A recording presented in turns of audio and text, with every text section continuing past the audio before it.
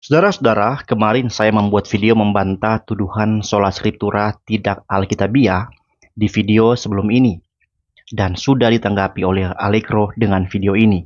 Pada intinya, di narasi ini dia berusaha membantah poin saya di video sebelumnya, yang menegaskan hanya Alkitab yang tidak bisa salah. Itulah definisi dari sola scriptura. Tapi karena memang definisi ini bahwa hanya Alkitab yang gak bisa salah, ini sangat sulit dibantah, bahkan gak mungkin dia bantah, maka dia harus menggiring opini dengan cara menciptakan boneka sawa tentang sola scriptura, yang mana boneka sawa itu tergambar jelas dalam poin pertama narasinya. Ini poin pertama dalam narasinya.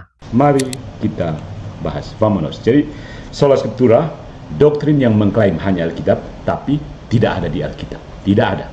Ya. Yang pertama, hanya Alkitab. Tapi Alkitab tidak pernah mengatakan itu, saudaraku. Lucu bukan? Kaum Protestan bersikeras bahwa hanya Alkitab yang berotoritas. Tapi coba tunjukkan di mana ayat yang bilang, hai umatku, dengarkanlah. Hanya tulisan dalam kanon ini saja yang boleh kalian pegang. Dan tolak semua tradisi lisan serta otoritas gereja yang aku dirikan. Tidak ada, nonsense. Jadi bahkan Alkitab justru mengatakan 2 Tesalonika bab 2 ayat 15, berpeganglah pada ajaran yang diajarkan secara lisan maupun tertulis. Artinya bukan lagi sola scriptura. Sola scriptura itu pengertian dasarnya hanya tulisan, bukan? Ya. 1 Timotius bab 3 ayat 15, gereja adalah tiang penopang dan dasar kebenaran, bukan kitab suci. Jadi kalau kamu percaya Alkitab, kamu harus percaya ini, gereja adalah tiang penopang dan dasar kebenaran, bukan Alkitab. Ya. Jadi sola scriptura itu seperti orang yang berdiri di atas kursi sambil berteriak, hanya lantai yang boleh dijadikan dasar. Ya. Teman-teman, coba saya tanya, benarkah sola scriptura mengajar bahwa hanya Alkitab yang berotoritas? Tidak. Sola scriptura tidak mengajar Alkitab satu-satunya otoritas, tetapi Alkitab adalah otoritas tertinggi. Tertinggi tidak berarti satu-satunya. Kenapa dia tertinggi? Karena memang faktanya Alkitab nggak bisa salah. Sedangkan tradisi dan magisterium para pengajar, para penafsir, itu bisa salah. Jadi, masih ada otoritas lain di bawah Alkitab. Ada otoritas gereja, para penafsir, ada otoritas negara, otoritas orang tua, dan lain sebagainya. Bedanya dengan Alkitab, otoritas yang lain itu masih bisa salah. Alkitab nggak bisa salah, karena dia diinspirasikan, dinafaskan oleh Allah Roh Kudus. Kemudian, benarkah sola scriptura mengajarkan tolak semua tradisi, khususnya berkaitan dengan apa yang dia sebut sebagai tradisi lisan? Jawabannya tidak. Malahan, menerima kitab suci berarti menerima tradisi lisan yang sudah tertulis. Karena kitab suci tidak bertentangan dengan ajaran lisan para rasul. 2 Tesalonika 2 ayat 15 tidak mengatakan tradisi Roma Katolik lah tradisi lisan. Tidak. Tapi ajaran para rasul. Kata kami di ayat ini merujuk kepada para rasul. Saksi mata langsung Yesus Kristus. Ajaran lisan mereka berotoritas karena mereka ditunjuk langsung oleh Yesus untuk mengajar. Dan mereka bukan hanya mengajar secara lisan, mereka juga mengajar secara tertulis. Ketika mereka sudah mati, tulisan mereka itu menjadi otoritatif dan yang paling berotoritas bagi gereja Tuhan. Ingat kata Irenaeus, kita tidak belajar tentang rencana keselamatan dari siapapun selain dari mereka yang Injilnya telah sampai kepada kita, yang pada awalnya mereka proklamasikan secara lisan dan kemudian oleh kehendak Allah mereka serahkan kepada kita dalam kitab suci untuk menjadi dasar dan pilar iman kita. Kemudian, Allegro juga memanipulasi 1 Timotius 3 ayat 15 untuk membuat peluru hampa bagi boneka sawa yang dia ciptakan. Ingat, boneka sawanya adalah sola scriptura membuang magisterium atau institusi gereja. Saudara-saudara, kalau memang sola scriptura mengajarkan begitu, ya 1 Timotius 3 ayat 15 ini memang tepat sasaran. Tapi kan sola scriptura tidak membuang institusi gereja. Yang sola scriptura buang adalah klaim bahwa Roma Katoliklah, institusi Roma Katoliklah, satu-satunya institusi yang benar. Itu adalah klaim palsu, klaim yang tidak berdasar pada Alkitab, dan Pertama Timotius 3 ayat 15 tidak sedang berbicara tentang institusi Roma Katolik. So, selain ayat ini nggak sedang berbicara Roma Katolik, ayat ini dalam pengertian sola scriptura yang benar malah membuktikan kebenaran sola scriptura. Karena kalau dibaca dari ayat 14, di situ jelas Paulus menandaskan bahwa tulisan dia membuat jemaat yang dipimpin oleh Timotius tahu bagaimana harus hidup berpadanan dengan tulisan yang Paulus kirimkan. Artinya, maksud dari gereja sebagai tiang penopang dan dasar kebenaran adalah gereja punya kewajiban untuk menegakkan pesan firman Tuhan yang adalah kebenaran melalui kehidupan jemaat gereja.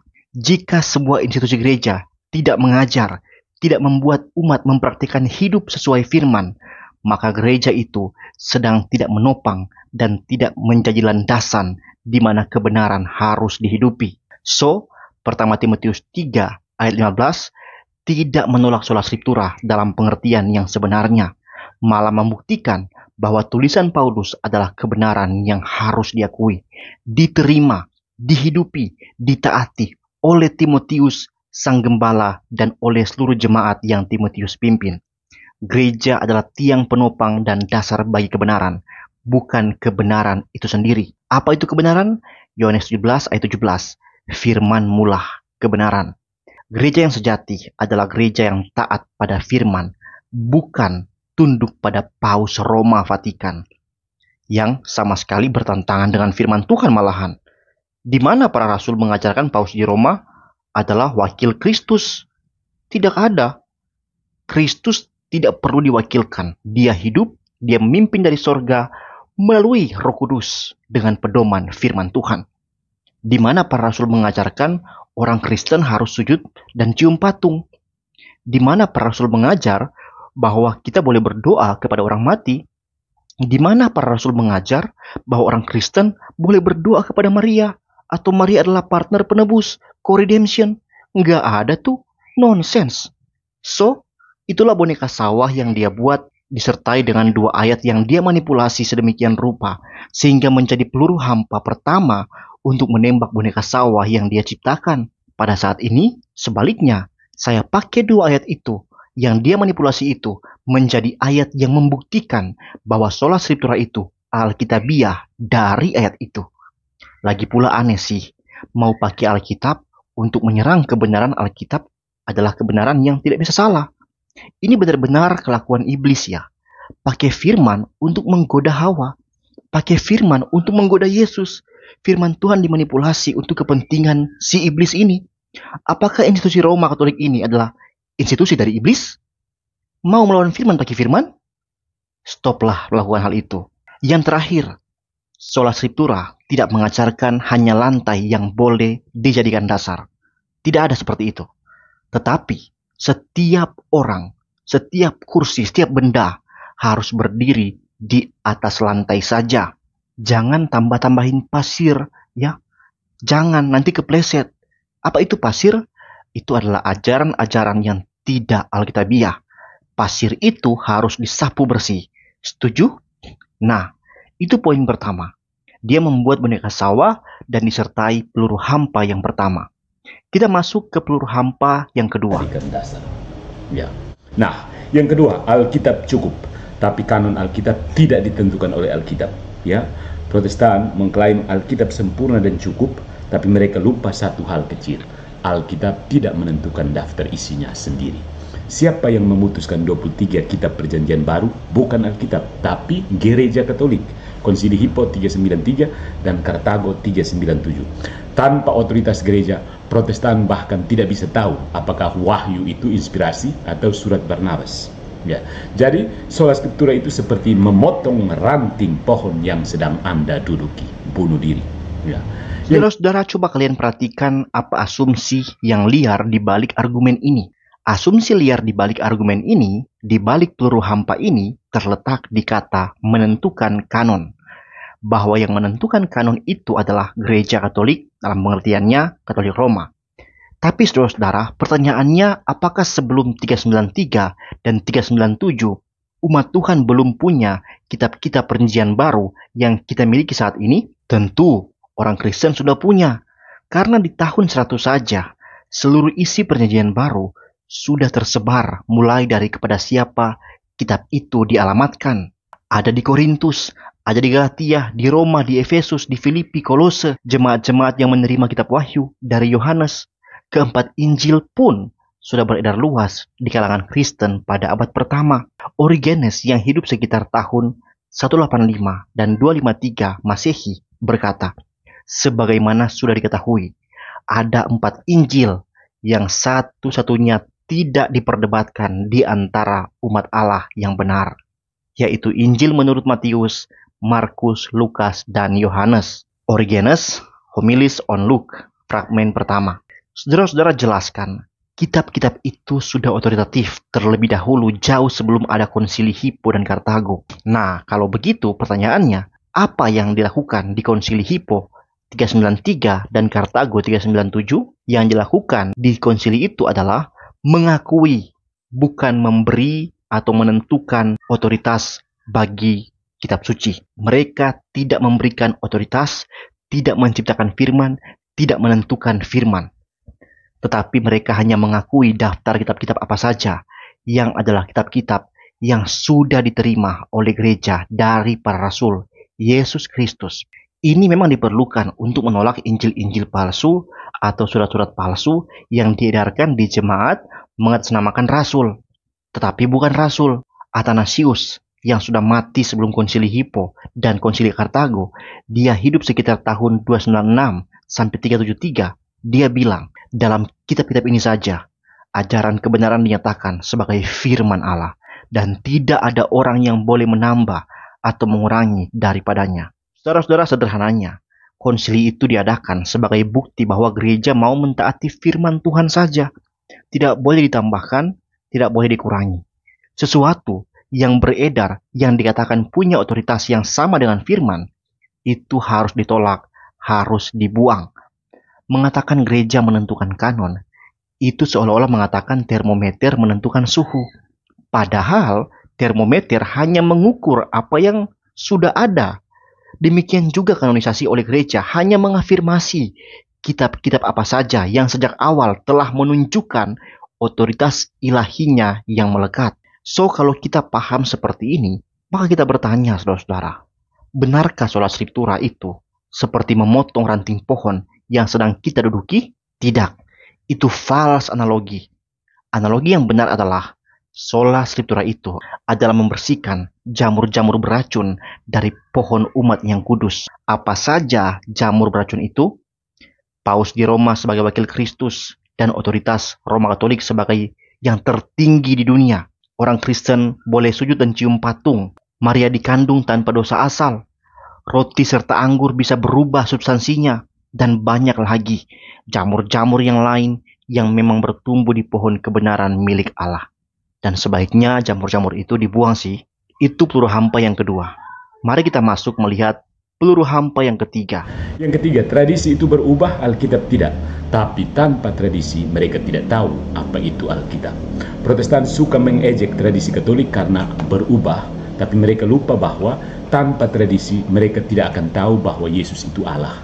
Karena kata Trinitas tidak ada di Alkitab. Tanpa tradisi, mereka tidak akan mengakui keilahian Kristus. Itu Konsili Nicea 325. Dan tanpa tradisi, mereka tidak akan punya Alkitab karena kanonisasi oleh Gereja Katolik. Jadi, mereka menggunakan buah dari tradisi untuk menolak tradisi. Konsisten sekali, ya. Oke. Yang keempat, setiap orang... Nah, saudara-saudara, coba kita lihat di sini. Sekali lagi, apa asumsi liar di balik peluru hampa ini? Di balik argumen ini. Kita buat pilihan ganda ya. Apa saja asumsi liar di balik argumen ini? A. Tradisi gereja Katoliklah yang melahirkan ajaran Trinitas dan keilahian Kristus. B. Karena kata Trinitas tidak ada di dalam Alkitab, maka Protestan tidak akan tahu bahwa Yesus adalah Allah. C. Tanpa tradisi gereja Katolik, maka Protestan tidak akan punya Alkitab. D. Sola scriptura adalah tradisi yang menolak tradisi. E. Semuanya adalah asumsi liarnya. Manakah jawaban yang benar? Jawaban yang benar adalah E. Semuanya adalah asumsi liar. Karena saudara, ajaran Trinitas dan keilahian Kristus itu konsep yang sangat jelas di dalam Alkitab. Gereja tidak menciptakan itu. Gereja membaca dan menyadari itu diajarkan oleh Alkitab, oleh para rasul melalui tulisan-tulisannya. Sekali lagi, termometer hanya mengukur apa yang sudah ada. Demikian juga, saudara-saudara, konsili-konsili itu tidak menciptakan doktrin. Mereka hanya menyadari, mengafirmasi doktrin-doktrin yang memang sudah terkandung di dalam Alkitab. Artinya, kalaupun hari ini Alkitab baru ditemukan dan diberikan kepada sebuah komunitas yang tidak pernah baca Alkitab, dan mereka mau membaca Alkitab secara konsensus, membaca seluruhnya dengan teliti, mereka tetap akan tiba pada kesimpulan bahwa Allah itu satu hakikat, tiga pribadi, Tritunggal. Mereka akan tiba pada kesimpulan bahwa Kristus Yesus benar-benar adalah Tuhan, Allah yang menjadi manusia. So, Roma Katolik, jangan berbangga, jangan sombong. Kalian bukan pencipta doktrin. Kalian hanya menerima doktrin itu dari Kristus. Tahu dirilah ya, Kristus tidak pernah mendirikan gereja Katolik Roma. Kristus mendirikan gereja yang universal, yang dalam istilah bahasa Yunani, universal, itu pakai kata katolikos. Jadi kata itu bukanlah kata institusional, itu adalah kata sifat dari gereja di seluruh dunia. Dan kalian Roma Katolik, kalian bukan penemu doktrin, kalian bukan penemu Alkitab, kalian bukan penentu firman Tuhan. Kalian hanya menjadi bagian dari gereja yang universal, menerima doktrin itu. Dan ketika Tuhan wariskan doktrin itu kepada seluruh orang Kristen termasuk para Protestan, kalian gak berhak untuk protes.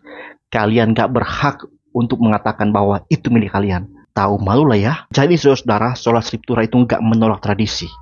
Malahan Alkitab mengeliminasi tradisi-tradisi yang bukan lahir dari dalamnya. Apa itu? Pilihan ganda lagi ya. Yang pertama, Paus di Roma sebagai wakil Kristus dan otoritas tertinggi umat beriman. B. Umat beriman harus berdoa kepada orang mati. C. Umat beriman harus sujud dan cium patung dalam liturgi. D. Umat beriman harus berdoa kepada Maria. E. Umat beriman harus percaya roti dan anggur itu berubah secara substansi. F. Semuanya adalah tradisi yang bukan lahir dari dalam Alkitab. Manakah jawaban yang benar? Jawaban yang benar adalah F. Semuanya adalah tradisi yang bukan lahir dari dalam Alkitab. Tepuk tangan. Lanjut. Peluru hampa yang keempat. Tolak tradisi. Konsisten sekali, ya. Oke. Yang keempat, setiap orang bisa menafsirkan Alkitab dengan Roh Kudus, tapi hasilnya ribuan denominasi yang saling bertentangan. Jika Roh Kudus memimpin setiap orang memahami Alkitab dengan benar, mengapa ada Baptis versus Presbyterian versus Pentakosta versus Advent versus Lutheran, semua baca Alkitab yang sama, tapi doktrin beda-beda? Protestan bilang, kami bersatu dalam hal-hal esensial. Tapi siapa yang menentukan apa itu esensial? Gereja Katolik. Sola fide hanya iman, tapi Yakobus 2:24 bilang, manusia dibenarkan karena perbuatan, bukan hanya iman. Sola gratia hanya rahmat, tapi Filipi 2:12 bilang, kerjakan keselamatanmu dengan takut dan gentar. Jadi, sola scriptura menghasilkan sola opinia. Mari kita tanggapi lagi. Ini adalah beberapa asumsi liar di balik peluru hampa ini. Yang pertama, ribuan denominasi saling bertentangan. Karena ada ribuan denominasi, ada versus-versus, maka sola scriptura salah. Saudara-saudara, itu logika yang absurd. Premisnya apa, kesimpulannya apa? Memangnya sola scriptura bertujuan membuat di dunia ini hanya ada satu denominasi tunggal? Inilah yang saya maksud peluru hampa menembak boneka sawah. Sola scriptura itu apa? Bantahannya apa? Aduh. Dengar ya Allegro. Sola scriptura itu tidak bermaksud membuat di bumi ini hanya ada satu denominasi tunggal di bawah Martin Luther, atau di bawah Calvin, atau di bawah Zwingli. Tidak. Malah, sola scriptura salah satunya, buah yang memang harus muncul, yang harus dinikmati, adalah bahwa di bumi ini ada banyak denominasi gereja, ada banyak pemimpin-pemimpin yang semuanya harus tunduk pada Alkitab. Alkitab tidak mengajar bahwa di antara seluruh orang Kristen harus hanya ada satu pemimpin di dunia tunggal, tidak ada. Ide itu hanya berasal dari Roma, Vatikan Roma lagi yang memang ingin terus mendapatkan yurisdiksinya di seluruh dunia. Tapi nggak bisa, jangan lawan Alkitab bos. Karena ya tadi, sudah ada sola scriptura. Ya. Sola scriptura melawan solo ecclesia romana. Ya, sola scriptura dimaksudkan memang untuk memberikan kebebasan kepada setiap wilayah Kristen untuk memiliki pelayanan gereja dengan pemimpin sendiri, dengan Alkitab sebagai otoritas iman bagi jemaat di tiap wilayah itu. Jika di seluruh dunia ada 100.000 wilayah provinsi, maka silakan ada 100.000 denominasi. Jangankan provinsi, per kota pun jadi. Berapa banyak denominasi pun gak masalah. Selama Alkitab menjadi dasar otoritas di atas para pemimpin gereja itu adalah umat Tuhan. Kalau ada gereja yang tidak menjadikan Alkitab sebagai otoritas, maka itu bukan gereja Tuhan. Perbedaan praktis bukanlah perpecahan. Saling koreksi bukanlah perpecahan. Sola Scriptura membuka diskusi dan koreksi antar gereja untuk terus mentaati kebenaran, bergumul bersama mentaati kebenaran. Ketika Paulus mengoreksi Petrus, apakah itu berarti Paulus dan Petrus menjadi bertentangan? Kan tidak. Kalau Calvin mengoreksi Luther, atau sebaliknya, apakah itu berarti Alkitab dapat salah? Kan tidak. Masalahnya bukan pada Alkitab, tetapi pada bagaimana orang-orang berdosa ini bergumul, memahami Alkitab dan terdapat perbedaan. Jadi maksudnya, ya memang benar di bawah Alkitab, para penafsir, siapapun itu, Calvin, Luther, bahkan Paus, itu bisa salah. Karena Yesus mengatakan apa? Dia adalah jalan kepada Bapa. Paus mengajar semua agama adalah jalan kepada Bapa. Salah kan Paus? So, sola scriptura tetap sola scriptura. Hanya Alkitab yang tidak dapat salah. Kemudian, hal esensial ditentukan oleh Gereja Katolik Roma. Salah. Hal esensial itu lahir dari dalam Alkitab. Ditentukan oleh Allah sendiri. Katolik Roma harus tunduk pada hal esensial dan membuang praktik-praktik yang bertentangan dengan Alkitab. Kemudian, Yakobus mengajarkan manusia diselamatkan oleh perbuatan, bukan hanya iman. Saudara-saudara, berdasarkan Alkitab, sola fide tidak mengajarkan orang percaya bebas berbuat dosa. Malah, sola fide mengajarkan orang diselamatkan hanya melalui iman, dan perbuatan adalah bukti dari iman yang menyelamatkan itu. Ya, keselamatan yang diterima hanya lewat iman itu. Perbuatan baik bukan cara untuk selamat, tapi buah dari keselamatan. Itulah ajaran dari Yakobus. Filipi 2:12, kerjakanlah keselamatan.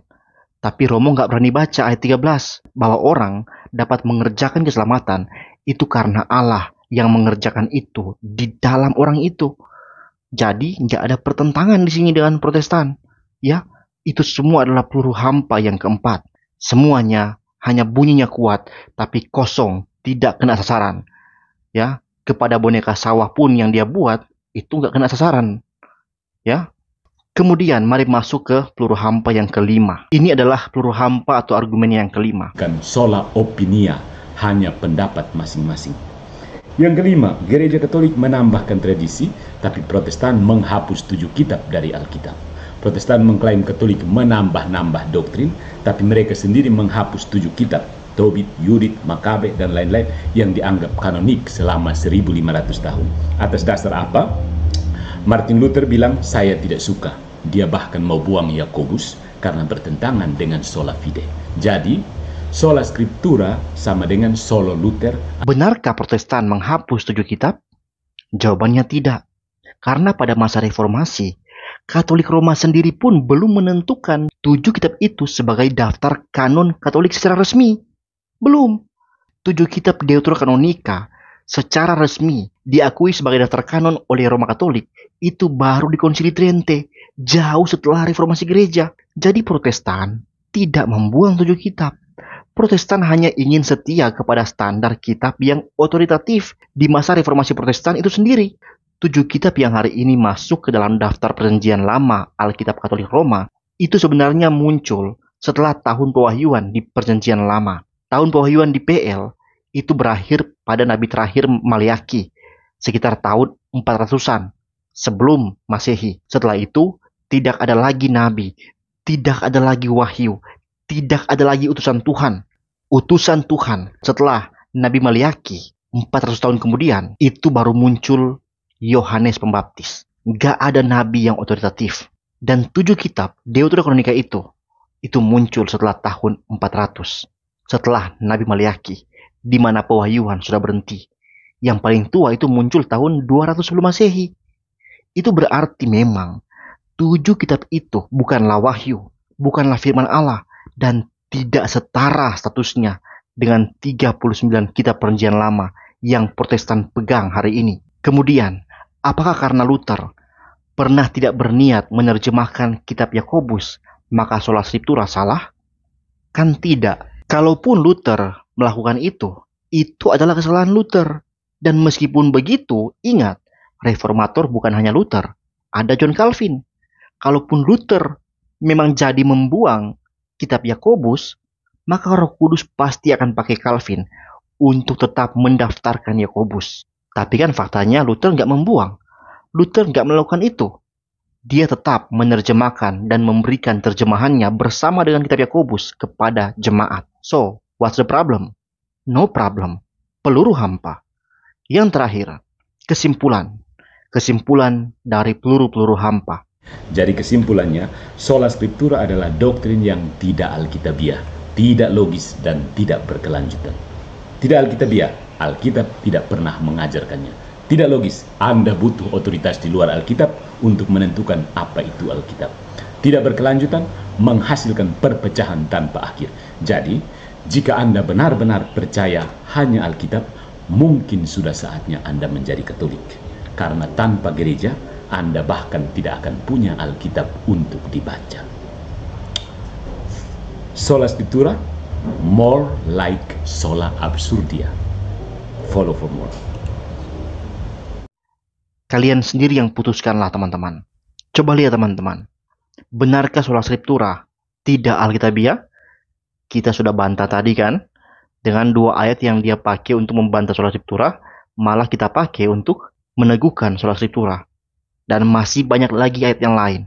Nanti akan saya buat di video yang lain, betapa banyaknya bagian-bagian Alkitab. Dan tidak ada yang saling menentang, meneguhkan ajaran bahwa hanya kitab suci yang tidak bisa salah. Dan itu konsisten dengan logika. Karena bagaimana mungkin kebenaran pada saat yang sama itu bisa salah? Nggak bisa. Kebenaran haruslah tetap kebenaran. Di Katekismus Gereja Katolik disebutkan bahwa kitab suci adalah sabda Allah yang tertulis. Mungkinkah pada saat yang sama dia bisa salah? Tidak bisa. Tidak menerima fakta bahwa hanya Alkitab yang nggak bisa salah, itu yang tidak logis. Karena di luar Alkitab, para pengajar itu bisa salah. Bahkan institusi gereja dengan segala praktiknya bisa menyimpang dari Alkitab. Alkitab konsisten, tetap tidak berubah, benar selama-lamanya karena itu adalah wahyu dari Allah, dinafaskan oleh Allah melalui Roh Kudusnya. Kemudian benarkah Alkitab enggak historis? Salah. Karena yang melahirkan sejarah Kristen sampai hari ini konsisten, tetap ada, tetap mengenal Kristus, tetap mengetahui seluruh ajaran Kristen adalah karena ada Alkitab.